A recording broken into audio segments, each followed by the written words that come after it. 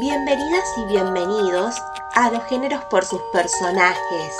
Hoy veremos el relato de terror. Acerquémonos a una definición. El relato de terror representa un mundo realista, verosímil, que en aparente calma y armonía cambia sorpresivamente con la aparición de uno o más elementos que movilizan a los personajes y apelan a la identificación con el lector. En la literatura fantástica, ese elemento es sobrenatural y genera incertidumbre en los personajes, quienes intentarán buscar explicaciones racionales.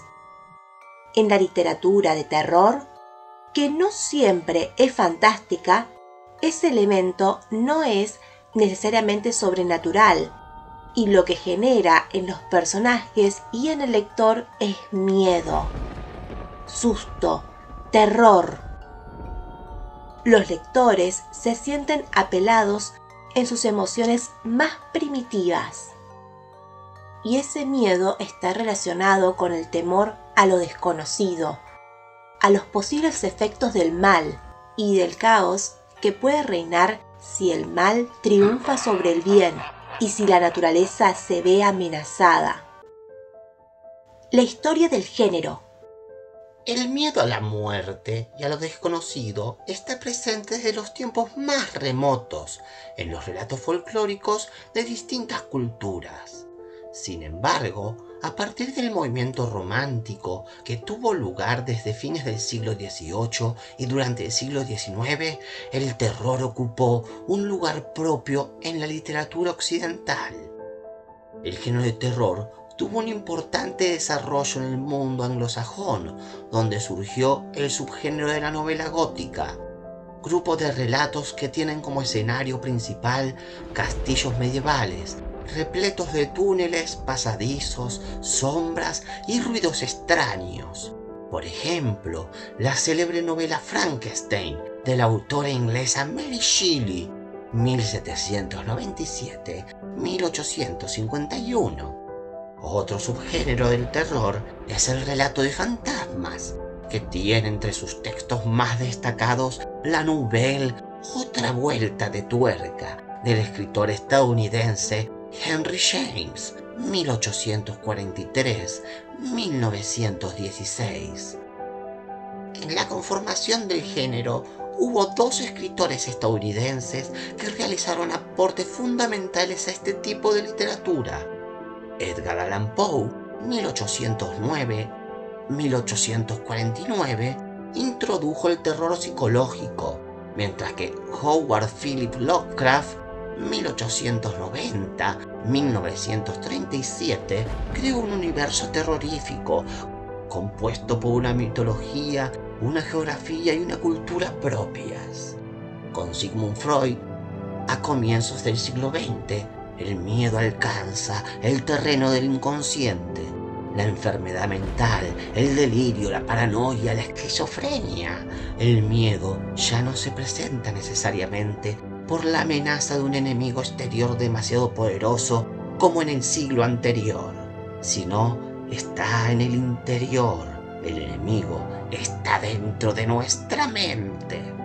Ya a fines del siglo XX han aparecido nuevos miedos relacionados a la ciencia ficción. Seres cibernéticos o robóticos, alienígenas, reencarnaciones del diablo, zombies, mutaciones generadas por la ingeniería genética y catástrofes nucleares. Atmósfera terrorífica. El escritor tiene la compleja tarea de provocar temor con el lenguaje. Para lograrlo, trabaja sobre los recursos estilísticos, descripciones, selección del campo semántico, del tema y del argumento. Para crear la atmósfera de suspenso en los hechos, describirá espacios sombríos, oscuros, antiguos y abandonados.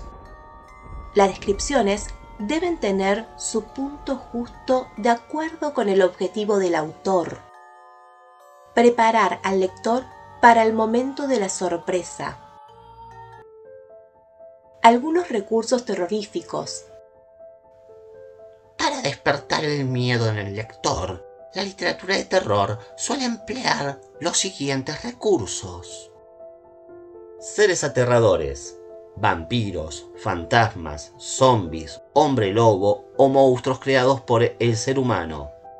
Personas con las facultades mentales alteradas. En muchos casos, los protagonistas u otros personajes de los relatos tienen alteraciones psicológicas que los incitan a cometer actos que no llevarían a cabo si estuvieran en su sano juicio, como por ejemplo sucede en clásicos de Edgar Allan Poe, como El gato negro o El corazón delator. También, ambientes atemorizantes. Los hechos transcurren en lugares inhóspitos y abandonados, como antiguos castillos con pasadizos y túneles, cementerios, criptas, ruinas o bosques sombríos. Objetos terroríficos. A veces un objeto provoca el espanto, como una muñeca que cobra vida o talismanes y amuletos que tienen efectos negativos sobre su entorno, como la pata de mono de William Jacobs. Alteración del mundo cotidiano. En muchos textos se representa un mundo cotidiano y familiar para el lector en el que la presencia de un elemento anormal, extraño y muchas veces sobrenatural transgrede las leyes de la realidad y provoca espanto, como comentamos al comienzo. El terror y los tiempos del lector.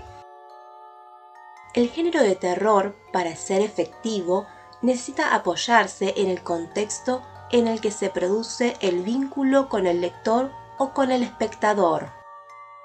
¿Causa el mismo efecto mirar una escena de terror en el celular viajando en colectivo que en casa, de noche, con las luces apagadas y el volumen alto? Probablemente no. De hecho, hasta puede llegar a causarnos gracia su contenido. Además, el terror necesita tiempo del lector para lograr su objetivo, algo que otros discursos, como el humorístico, por ejemplo, no, por su inmediatez. El discurso terrorífico se construye con suspenso, preparando al lector para el momento de miedo. Esto fue todo por hoy en Los géneros por sus personajes. Hasta el próximo episodio.